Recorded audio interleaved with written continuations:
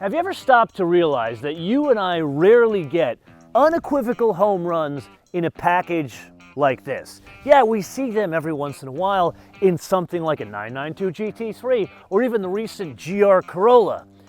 But it was, what, 2 months ago when we finally saw one of these rare occurrences. CX90, the Turbo S, 340 horsepower, an unequivocal home run. Well, now it's time to drive another one. However, this one, call me skeptical, because it doesn't have that stunning inline six, but it does have a plug.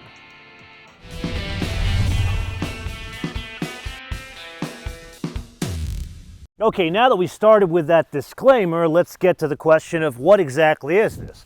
Well, to me, it looks just like a Mazda CX-90 because it is. It's just not the Turbo or the Turbo S. This is the plug-in hybrid, so they throw out that amazing 3.3 inline six, and then instead they bring about a 2.5 four-cylinder. Not a huge surprise when it comes to a Mazda, but then they add a 17.8 kilowatt-hour battery and the ability to plug it in. And somewhat surprising for a plug-in hybrid, this one has a CCS connection. Then everything else is very much like the Turbo S. It's the same rear-wheel drive architecture, the more narrow frame rails Dave Coleman talked about, 21 or 19-inch wheels, a very long wheelbase, all contained within a larger carrying case. Now that brings us to the mission of this specific vehicle, and here I would classify it as efficiency plus. Sounds great, but what the hell do I mean? Well, efficiency plus driving dynamics that Mazda's well known for, or efficiency plus something that's screwed together a bit better than the average bear without a fancy badge. That also sounds wonderful, but how does that impact the efficiency? Let's start with MPGE. That's combining the output from the EV as well as the ICE, and here 56 miles. Then remember, we've got that 17.8 kilowatt-hour battery. That brings about a very prudent question. Is there an EV driving mode? Answer, yes. What's the range? 26. Then look at it. It's a crossover. It's an SUV. So does it tow? Answer, sorta. If you remember the Turbo S, that was the highest spec model, so it brought about a towing package which brought it up to 5,000 pounds. This, the plug-in, cannot be fitted with a towing package, so it's only 3,500 pounds. Being that is the badge you and I are staring at, I'm kind of shocked with the number I'm going to share with you. 5,243 pounds, or depending on express your weights and measures, 2,378 kilograms.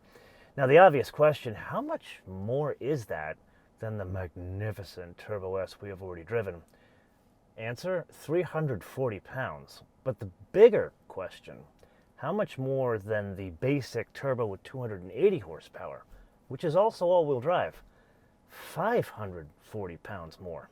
With that, sport mode. Okay, here we go. Oh, that makes a hell of a lot of noise. It gets up and goes pretty well, but nowhere near like the Turbo S that we've already driven. And before you ask, I have already requested a Turbo, the basic 280 horsepower car to test. So working on it, just isn't in the fleet yet. With that, this is fitted with its same wet clutch, 8-speed auto, which I'd say works incredibly well here.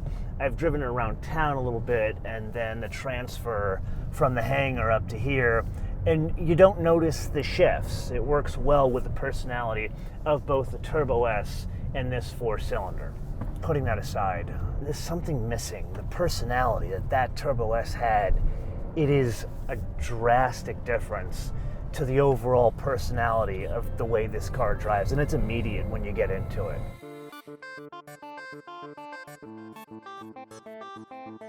In the time since you and I have driven the Turbo S CX90 in San Francisco, we had the opportunity to gain a hell of a lot of learning in this segment by driving what is going to be this car's direct competitor from Toyota, the Grand Highlander. Now that one is on offer as 2 different hybrids as well as just a gas version, no plugs in that one. However, the length, almost identical to this vehicle. What's very different is the wheelbase. Believe it or not, this one, the wheelbase is significantly longer. It's over 6 inches longer, but it's not here and here where you package people and dogs.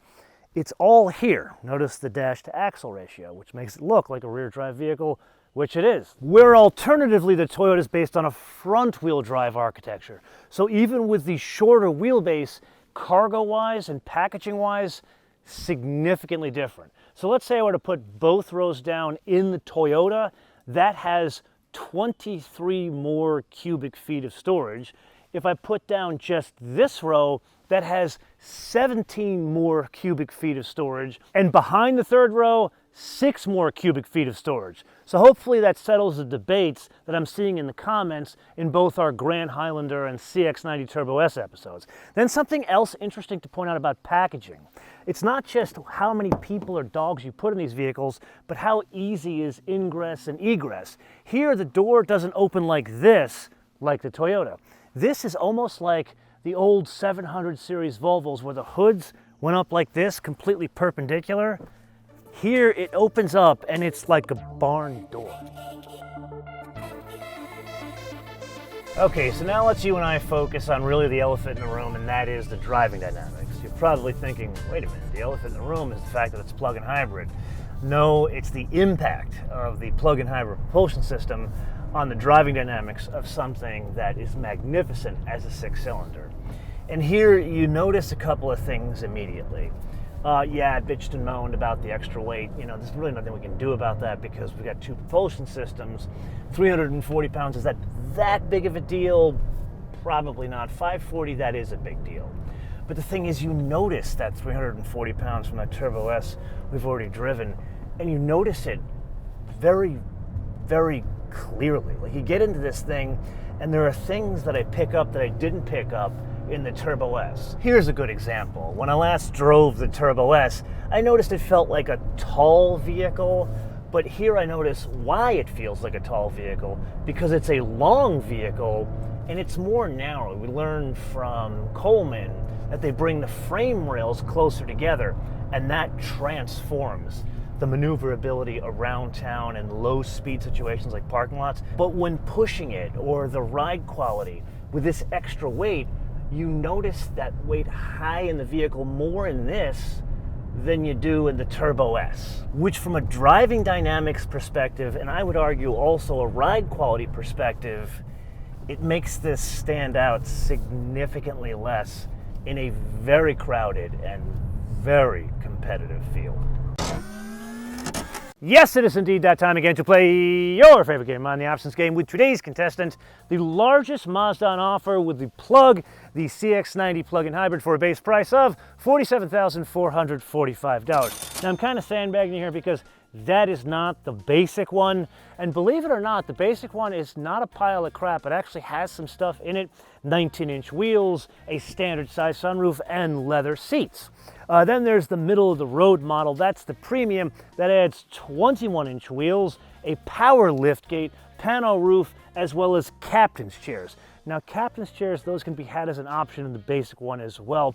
And just as an aside about the interior, it's good like the interior of the Turbo S, not as good. However, it's not like other cars where when you go down to the basic one, the interior looks crappy with a super small screen and some of the material changes. Here the materials change, but not in a negative way. Huge point of order. Then we go to this one. This one is the fancy one. It is the Premium Plus. That one adds the Napa leather interior. It adds the heated second row as well as the vented front seats. So, what are the price differences? Well, that middle model, that's $52,900, and that makes the most expensive plug-in hybrid on offer from Mazda $56,950, which brings us to a prudent question: can one fit any factory options to this? And the answer is, well, sorta. You're looking at it. Believe it or not, the white paint is an additional $595. Rhodium white pearl, both on the drive as well as in the fleet. The only color that is on offer with the plugins is the white, at least for us to test. There are other colors on offer. That stunning artesian red we saw in the Turbo S. They offer a blue, it's like an ultra mica blue or something like that. Believe it or not, that is one of 4 of the 8 colors that they don't charge you extra for. Then the only other thing we pay extra for is the destination handling on Hiroshima for $1,375, which brings us to a total retail price of $58,920.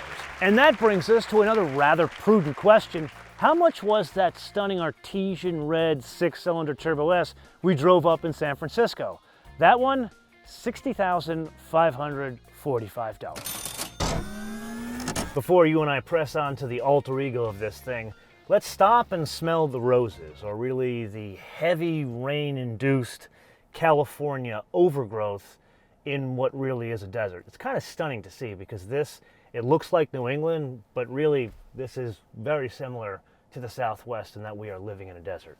With that, sunshine mode, let's go to EV and let's try this thing on battery electric. Oh, that's a very odd sound. It's not a manufactured sound. It's like you can hear something mechanical. That's interesting. Oh yeah, the buzziness of that engine goes away. It feels better. I still feel that extra weight, man. Whew. That extra 300, well, really we should say 540 pounds. I notice it, but here it's not as bad because the way this thing delivers power in EV is as an EV. There's a little bit more instantaneous torque, although this is not something like a Taycan Turbo S where it's going to rip your face off. Let's try it. Let's foot to the floor. It actually does not default to ICE mode. That's really good. You know what? Put aside everything I just told you for the entire episode. You know what the real difference here is if I really put my finger on it?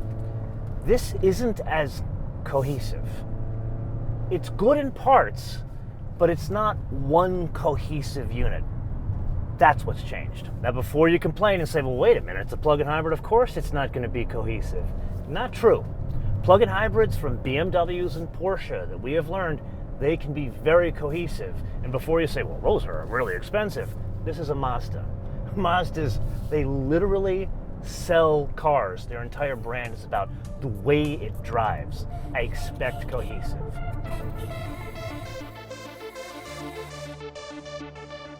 So what have you and I learned today? I would argue a challenging lesson.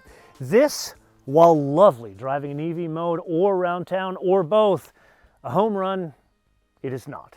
Changing the propulsion system changes the personality totally and completely. Which brings us to a point where I feel we need some clarification. I'm getting a lot of questions in the comments of, hey, would you do the CX-90 or the Telluride, the Palisade, the Grand Highlander, the Chevy Traverse, the Honda Pilot? Let me make this very simple for you. You need to boil it down to, do you need packaging or do you need driving dynamics? If it's just driving dynamics and you need some occasional packaging, CX-90 all day, every day. But if one needs packaging, I would argue it's probably the Grand Highlander Max because that would give you the best driving dynamics. Believe it or not, I said the Highlander has the better driving dynamics. But if one is looking for like the best combination of value and packaging, it's the Hyundai or the Kia. However, the engine's not nearly as good as any of the others I mentioned. And as for the Pilot and the Traverse, the Pilot decent, but there are better choices for the money. The Traverse, a train wreck of an interior. Then we press on to the wish list, and here I'm gonna ask for something big and something small. Let's start with the big one because it's easier to explain. Love the whole plug-in concept, but can we do it with the 6-cylinder? Granted, I know it would be more money, but if we could make it more performance-oriented, that could be a unique offering against like a low-end X7. And then the small thing, the key. It is incredibly annoying. Let's say for the sake of discussion, you pull over to the side of the road to drop somebody off, say at school or shopping at a restaurant, and you're not in traffic, and oh my God, I forgot something, and you get out of the car and you want to open up the back door. You can't do it with this. You can't do it by holding the door, the keyless entry. You have to go back to the front door and hit the unlock button. This is incredibly annoying. Please fix it. But I am just one man, and this is the point of the episode that I turn around to you guys to opine in the comments below, or via our social media, MotoMan TV, all one word, MotoMan TV, all one word, Facebook, Twitter, and Instagram. And with that, if you got value out of this episode, I would greatly appreciate you sharing them with your friends on your socials and doing all the YouTube things. Subscribe, notifications, and the like button. Until we see you in the next episode, bis später.